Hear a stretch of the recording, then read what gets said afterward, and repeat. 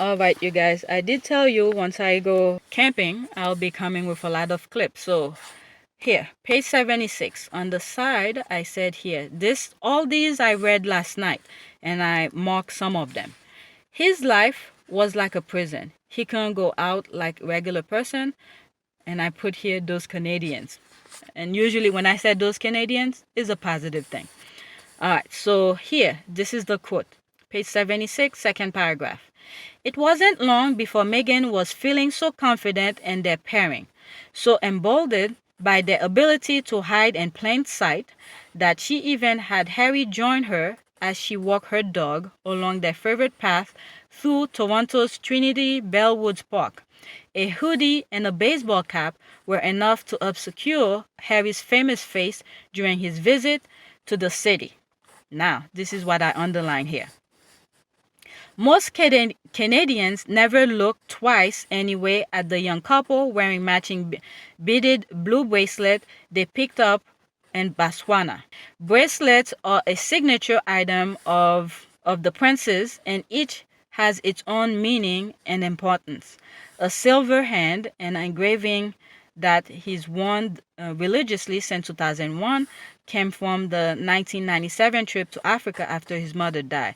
William has been photographed wearing a similar bracelet. So the thing that I said about Canadians are the best is the fact that in another video I mentioned where Meghan was staying and sued that rental property when she was filming Suit, the neighborhood, they knew whenever Harry's there, but none of them said anything. And here, they're walking in public and stuff like that, and Harry's wearing his cap and all of this. Nobody said anything. They probably recognized him, or maybe they did not recognize him. Nobody said anything. And when I said his life was like a prison, he couldn't go out like a regular person, is the fact that when he's in, for someone like him, it's really hard to just step out like any of us will do. And imagine just walking, just wanted to take a fresh air, just walking, or to go buy coffee from Starbucks or something like. By the way, I never buy coffee from Starbucks. They're too expensive. They're not my deal.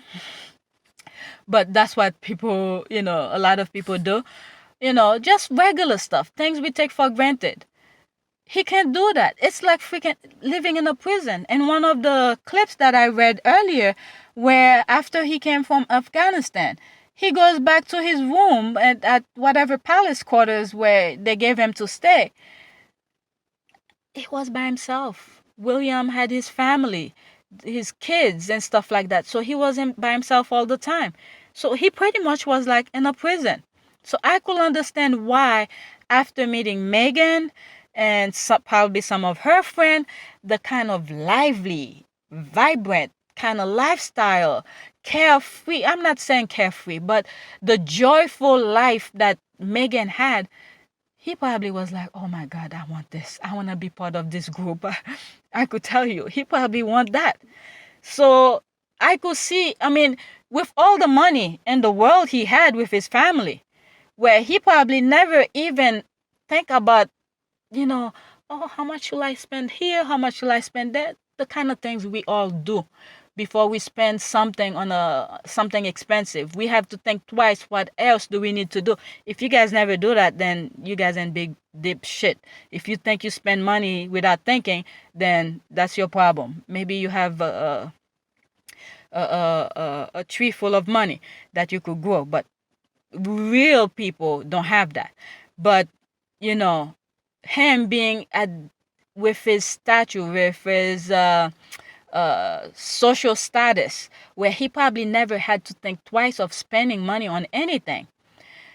He gave all of that up to have that life that he always craving for. And guess who had that? Meghan. Okay? Meghan had that. The friend that Meghan surrounded herself with had that kind of lifestyle. Okay? So money does not buy happiness. All right? So him giving all those things up, I can understand. All right? I can understand that. So I'm going to stop this unless there's more, because I don't see myself underline anything, and it's almost close to the end of the chapter. So I'm gonna, you know what, let me finish read the chapter. If anything come up, I'll continue this video. But other than that, that's where I got up to last night. So yeah. I didn't fully finish the that chapter yet, but I'm just gonna paraphrase. Is the fact that Meghan had took Harry to what is it, Halloween party and discreet and stuff like that. In Princess Eugene came at one time to a different. Let me see. Okay, so Meghan had hang out with Princess Eugene, and Eugene with her boyfriend, George. What is it? Princess Eugene. Okay, you know what? Let me read it. Okay, surrounded by establishment exclusive clientele and confident to the rule of discouraged patrons from surreptitiously snapping pictures with their phone, Harry and Meghan felt at ease. Okay, so Meghan took Harry there, and because the place did not allow people to bring their phone and stuff like that to snap pictures, so they felt at ease to go there. So people will not know go and sell their pictures and stuff like that. So Harry and Meghan felt at ease. It wasn't their first time at the club. During a previous visit, they had stepped into a bar photo booth. That's why I sort of getting a little bit confused. I didn't know it was during the Halloween, but it was at a different time. Okay. Previous visit, they had stepped into the bar's photo booth together, keeping their strip of snapshots as souvenir. So can you imagine them, they enjoying themselves, especially Harry, finally getting to do some of the thing he wished to do with someone outside of that freaking social light, whatever, his level of social status, finally doing things normal things. I could feel like he's really enjoying it. This is the things he wanted to do. Not, you guys could think for yourself about this part. But I'm going crazy with my thought here. They also weren't alone. The pair turned up at the Halloween bash with Harry's cousin, Princess Eugene, and her longtime boyfriend, Jack Brooksbank, who was in Toronto for work as a brand ambassador for George Clooney and Rand Gerber's tequila brand. Casamigos. Harry and Meghan had already been out on 2 double dates with them. I mean, that tells a lot. So they probably get along. What did I say on that video about was it Eugene who got married? Was it the same person that they got married? I don't know, because I didn't really follow them that much. Okay, so maybe I should not talk about it because I'm a little bit confused with that. But it seems like Harry, Meghan. Let's take Harry out of this. Meghan and Eugene sort of got along, because if they didn't get along, there's no way they'll be hanging out together. All right, so they got along pretty well. Okay, so here it says Eugene had always been more than just a cousin to Harry. They were also the closest of friends. Out of all the Queen's grandchildren, Harry and Eugene have one of the most natural connection. Like Harry, Eugene is loyal, honest, and a great fun. The two had many nights out together in London, sneaking into back entrances of clubs such as Mahiki, okay, where Jack once was manager, or Tonteria, whatever that means. Were in one of VIP caves area. They down shots from Mexicans called shaped glass and a giant frozen margarita with multiple straws, so all of them were drinking together. Harry had so much fun at the club co-owned by one of Harry's close childhood pal, Guy Pelly. He partied there 4 nights and 1 week on July 2014. Oh my God, how much party? 4 nights in 1 week. That's a lot. My goodness. What did I get from this?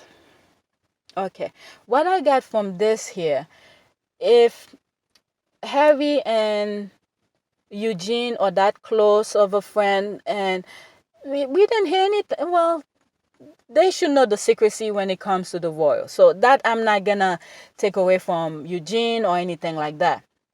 But if Meghan were to have that much confidence, or where they have, the main thing is when they go out, they have fun. You didn't have a party pooper in the group. Usually when there's one party pooper in the group, it ruined the whole night. So that didn't happen here. But if I think about it a little bit further than just this part, this is not to take, I'm not even gonna mention of what we know, what's in the news and Eugene's side of family. So I'm gonna discredit that completely. I'm not talking about that. It's individual with individual. Eugene, Harry, Meghan, and probably the one Eugene married to now, right? Them to be, if they all four of them, if they are able to hang out and have fun, they remember those moments. I could see the friendship continue still now. Okay? Even after Meghan and Harry left the royal family, I could see them still hanging out together. I don't want to say negative things here, but eventually he will need to go home. See his dad, see his brother, see this, a special event is taking place. I could see him going back. So he can completely shut them out. This is what I'm saying. He can't shut that family out. But if things isn't a positive thing, you know, William and his family with Meghan and stuff like that, despite the headlines, you know, at some point, William's kids, the Spears, the daughter, and Louis, they're gonna need to set their own path eventually. Let's say George decided to abdicate his position. Let's just say, because it had happened, okay? So now Charlotte, it would be next, the lady, right? The little girl. Now the other two boys, they're gonna need to set their own path, okay?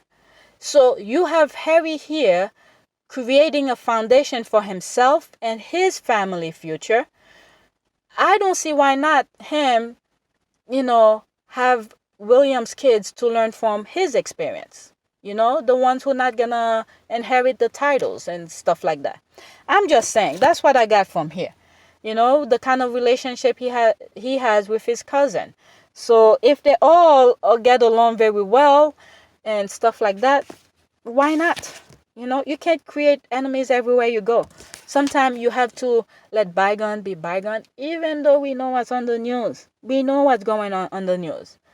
But sometimes we have to take the positive path to, even though certain things have happened. I know I've even created a video. It has been done before. That's something I saw, and I decided to make the video. But, you know, they all have to make their own judgment, okay? That's all I'm saying here. So I didn't finish the chapter. Let me see what else I can get out of it and share with you before I stop this video.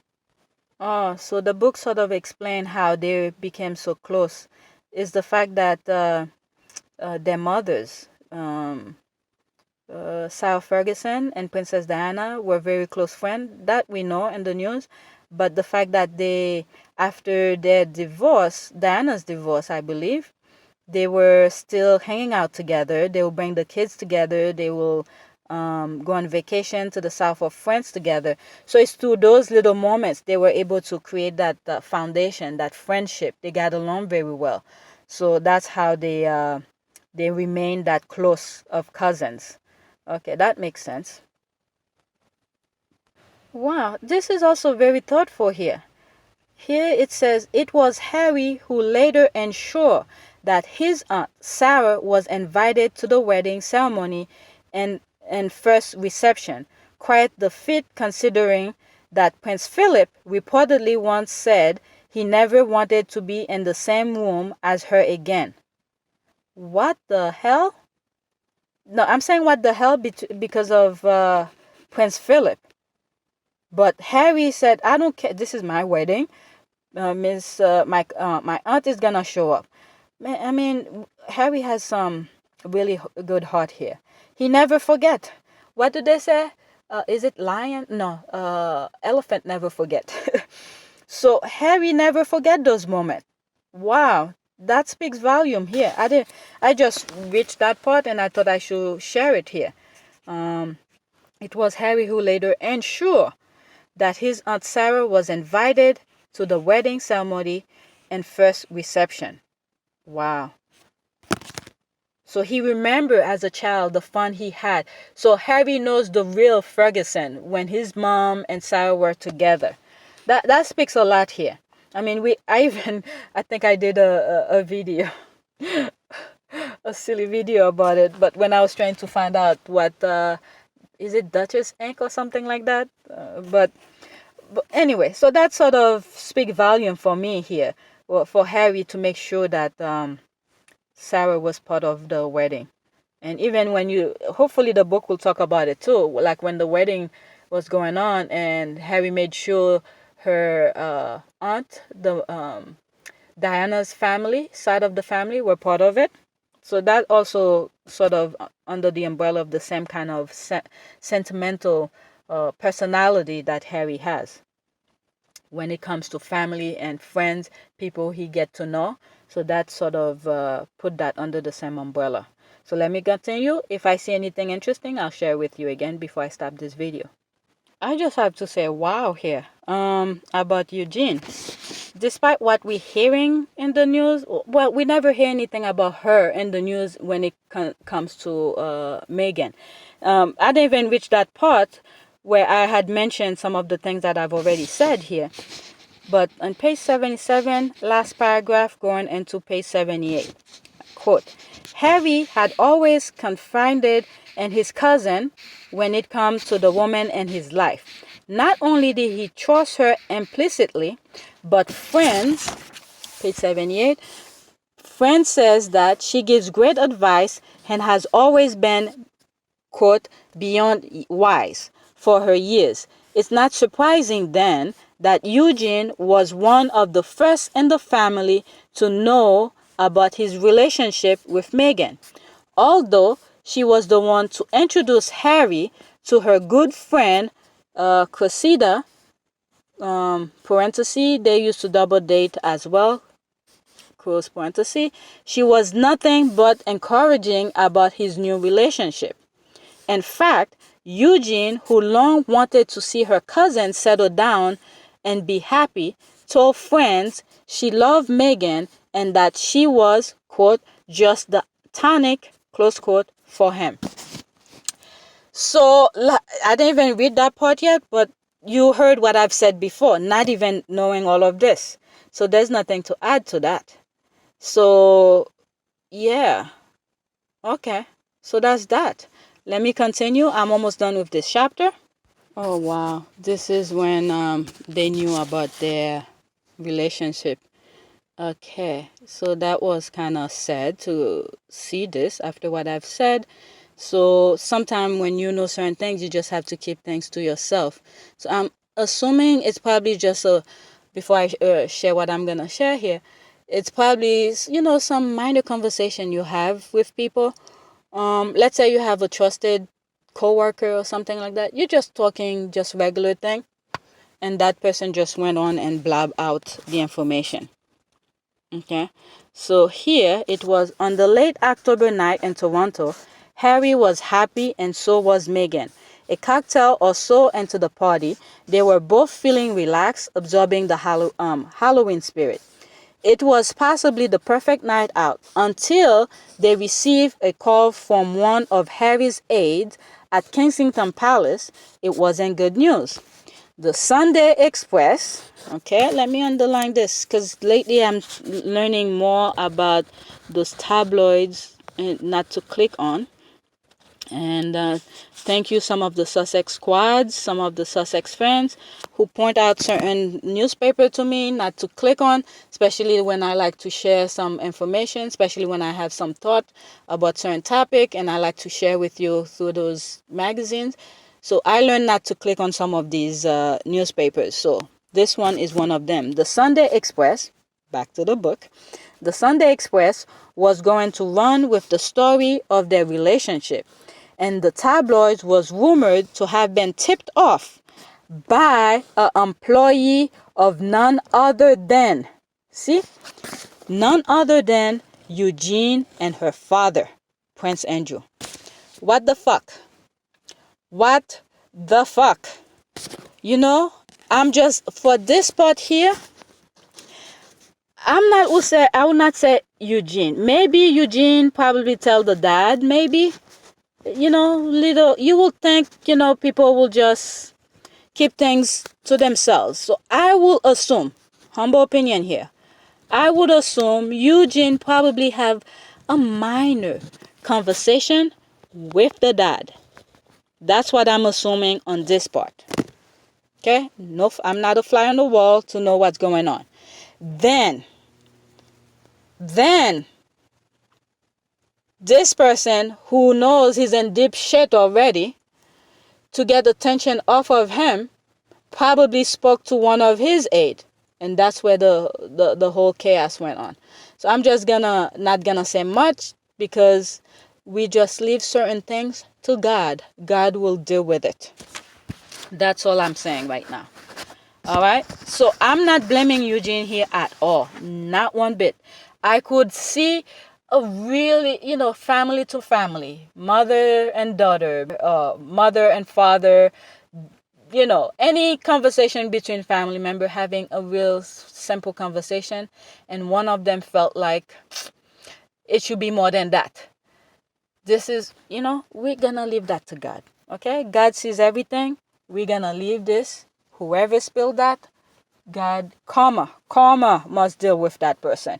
Because this thing was going so well for them. Harry was enjoying the real life of things. Things could have been so much, I guess, the rush to things that we all see, maybe it could have taken a little bit much longer. But because of the rush, the paparazzi, Cartier, all of these BS people got in between, they had to rush it. That's what I see here. They had to rush the marriage. They had to rush into everything. I think they could have taken much longer time to deal with stuff. But when you have a third person, a third group, a third party into the mix, they had to rush it. I could see why they had to rush everything now. Okay, with the news about to blast out to every corner of the internet that everyone's favorite bachelor was off the market, Harry and Meghan's night of rivalry threatened to turn into melee. Harry and Meghan left the party and returned to her house. Their main worry was that her place would be besieged with photographers within 24 hours. They had little time to think because there were only a couple paparazzi in Toronto. One of them had already texted Meghan, to ask if the news was true. She then replied, "Where?" All right, they back. They don't see me. I'm in the car to record myself because it was windy. They didn't see me in the car. They didn't. Okay, so that my recording is done. So that was that was chapter 4. That was chapter 4 going into chapter 5. So yeah. Let me see. If I see anything, I could still lock myself in the car. I didn't want the wind to be recorded into the audio, so that's why I had to lock myself.